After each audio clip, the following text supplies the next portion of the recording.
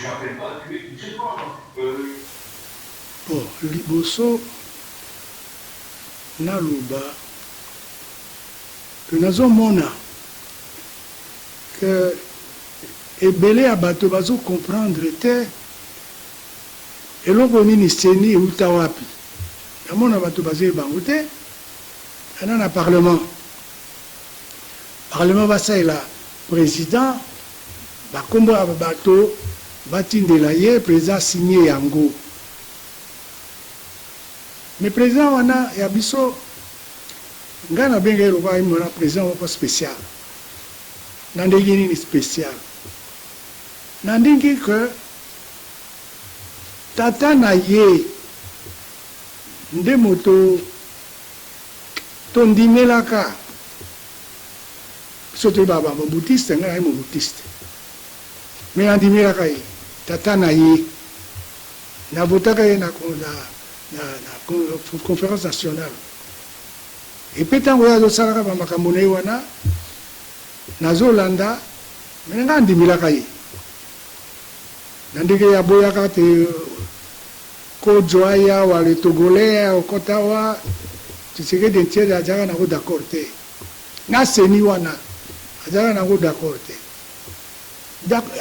opposition ne eza kutana eloko nini aza komona ke tozalaka na dictature tozalaka na régime dictatorial yango oyo azalaka contre makambo yango régime dictatorial ya nani régime dictatorial euti mosika nakoloba parce que nasalaka politique nasalaka politique na ndenge ya moto moko kolandaka non namona soko makambo mabe nabeyi mabe babenga biso bato bambubutiste babenga biso tozalaka na dictature sikawa kabila ye ayi kosala na ye dictature mwana na ye wana asali ezengai moto naloba ngai moko te na ye moko président Tshisekedi oyo aza komona ke régime oyo ya président kabila ezalaki régime dictatorial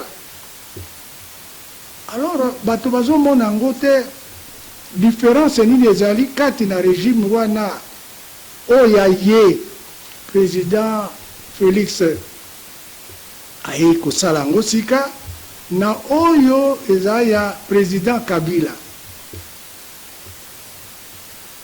na parlement bazomona yango te que seni eza eloko esalemaka na régime dictatorial ye Félix Tshisekedi aye kotia démocratie moto moko azoloba lelo et que ye Félix Tshisekedi aza dictateur non contraire bato bazoloba bi aye nde kolongola dictature mais eloko oyo basalaka yango na dictature na makambo ya dictature oyo bato bazondimela yango te nde nini parlement atala ekomi dépassé seni ekomi dépassé eyi makambo ya dictature sikawa ye président selisi amonisa biso makambo oyo ya démocratie ndenge peuple azozila ye na eloko peuple azozanga peuple asengi seni te et puis chef de l'État Félix Tshisekedi atiaka na mutu na ye toujours que asimbi eloko ya ye te asimbi eloko moko babenga yango l'État eza eloko ya nation eza eloko ya bapopulation l'État na bango bongo ye akamati pouvoir wana souverain asimbi yango na maboko asali gouvernement moto moko ati tembe na gouvernement na ye te ministère de l'intérieur na mokili mobimba bayebi mosala na yango moto moko aye contre ministre de l'intérieur balobi non donc balobi que gouvernement na président Tshisekedi ezali gouvernement ya démocratie alors soki ezali gouvernement ya démocratie mpe moto moko akonteste gouvernement na ye te ndenge nini ye azali kotia nsima ministère na ye ya intérieur ndenge aza na confiance na yango te il y a sa confiance dans CENI. CENI est une dictature. Oh, dans tata na ye moko aboyaka ngo. Ndeni nazo comprendre te ba pese ba kombo kuna ba kombo bato mais l'état aina ba wana te. L'état a une administration na ye, le gouvernement na ye et ba fonctionnaire bazali neutre. So ba fonctionnaire mo su ba kotisa bango na politique ba kotisa makasi wana ba kotisa bango mais fonctionnaire na l'état azali neutre, azali na parti te. Donc le ministère de l'Intérieur kuna kuna bazali neutre.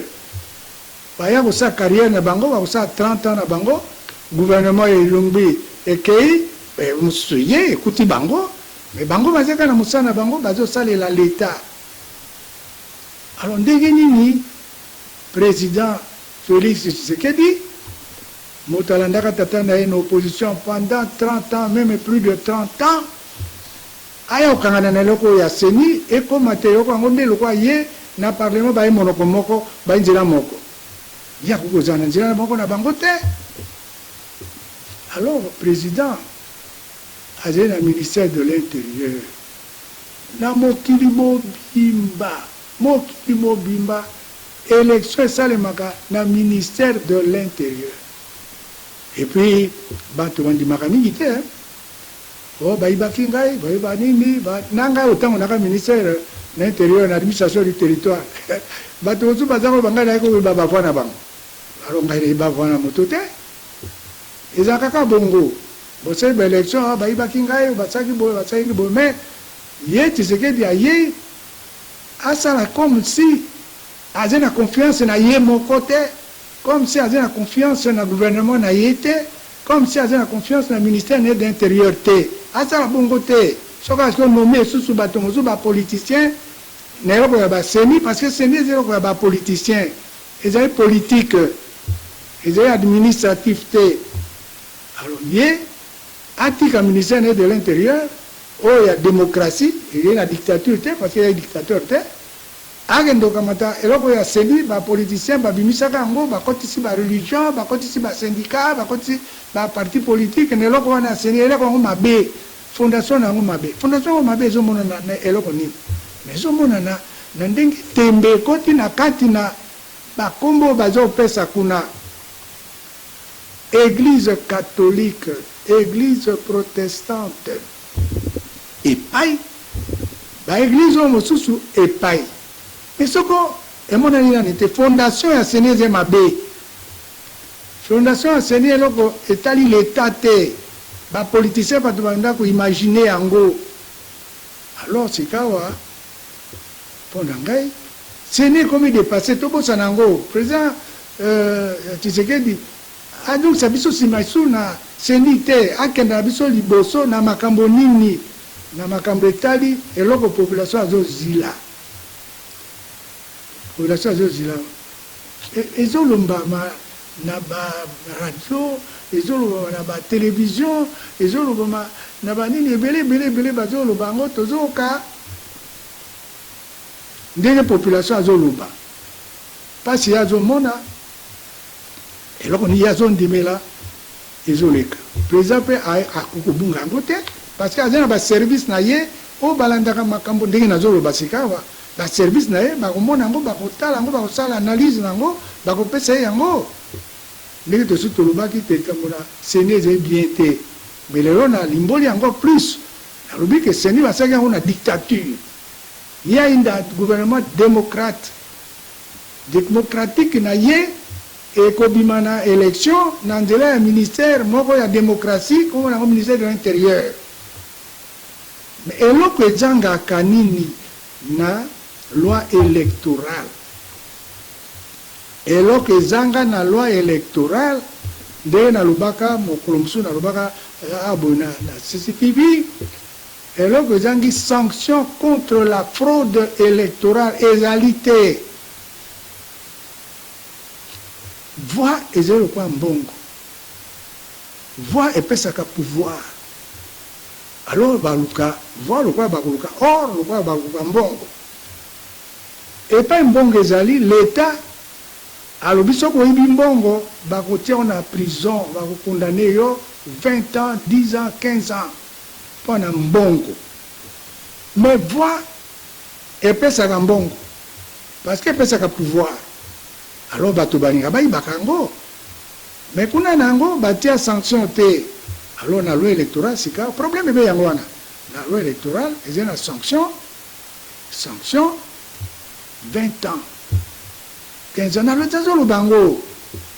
Et c'est lui, le ministère de l'Intérieur, il y a gouvernement, il y a démocratie, et ça, il y a élection.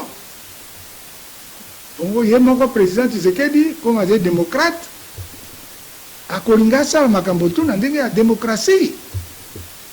Il y a l'organisation donc sous Makambo, il va s'opposer à Yé, parce que non, le roi de Zokango Siga, Makambo va s'énir. Parce qu'il faut tout le Makambo, la vérité. Et l'autre temps, c'est la politique, c'est opinion. Opinion, c'est que bébé on ne doit pas changer d'opinion, c'est très difficile. Opinion et bébé laka, président Kabila, Atiaki Motonaye, tu vas voter Motonaye, président, candidat à président, mais pas ni Motonaye à Longate. Motonaye à Longate, peut-être, à ça qu'on est malade, peut-être à ça, mais opinion. Bateau, wabi, non. Parce que, tout est un régime dictatorial.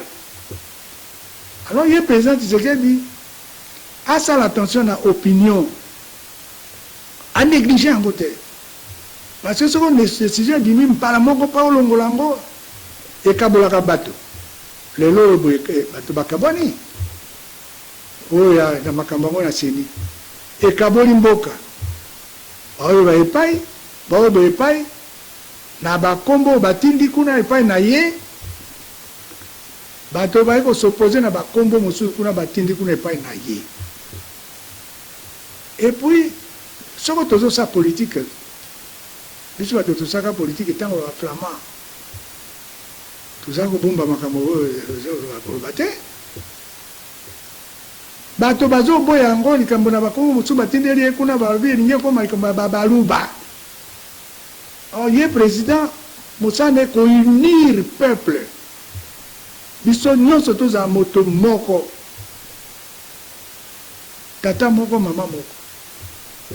Mais le roi bateau bazo le blé pas au Congo, le bateau service le bazo ibisaye. Et baluba, non. Tata Nazaki Boute. Alors, il y a pas l'entendre Tata Nazaki Nango. Ce que l'on ça comme il y a une opinion divisée, il y a Kamatango souté, parce qu'il faut continuer. Dès à Lingate, Atia, deuxième mandat. Soko makambo ya deuxième mandat ebeli sikawa te président Zaiboye à cause d'ango très difficile soko kaboni sikawa.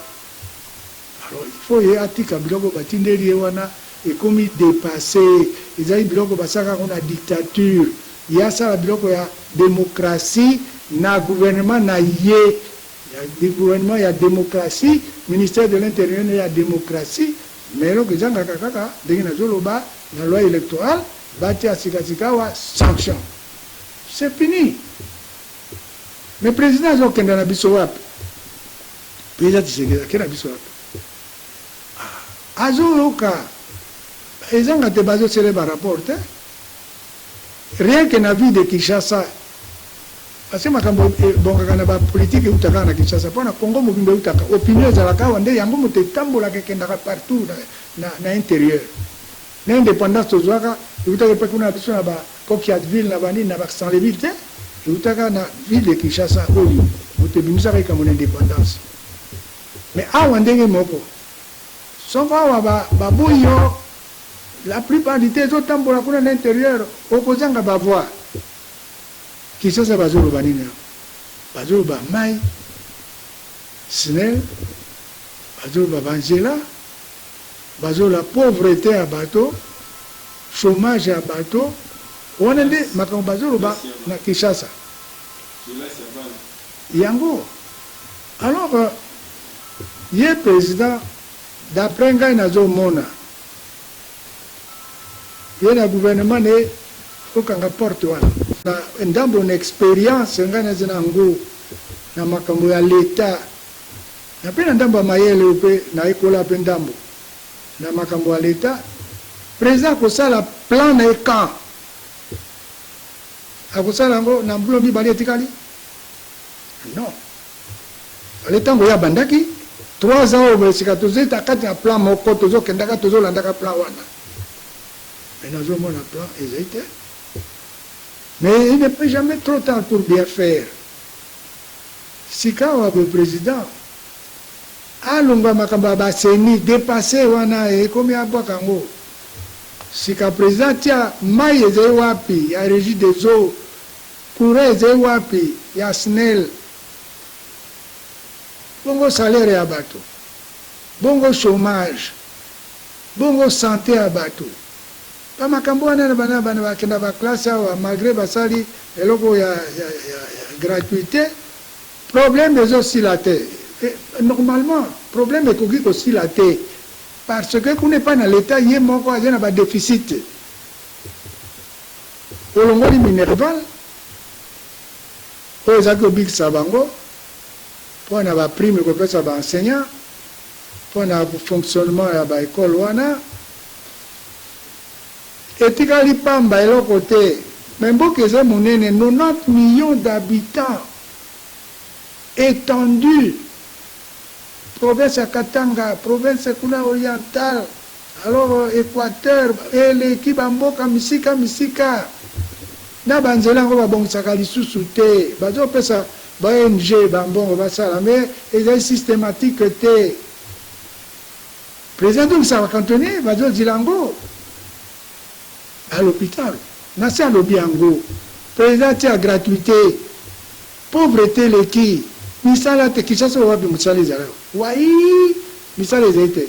Bongo batwana nani asibi bango pona santé na bango na bana bango bazo kufa. Bana bazo kufa mike parce que mayena kona bango l'hôpital batia bango mai batia bani les réalités.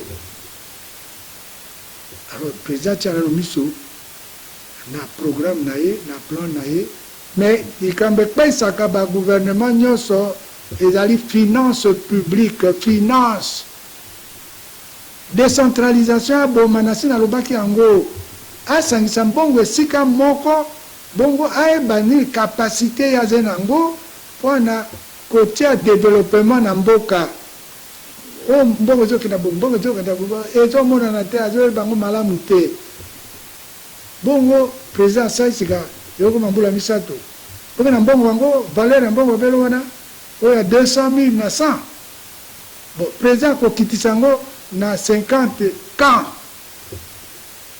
gouvernement ngo azo biso te. Parce que makamba finance eze kuna clarté. Alors président bato bazo pese confiance. Bazo pese confiance.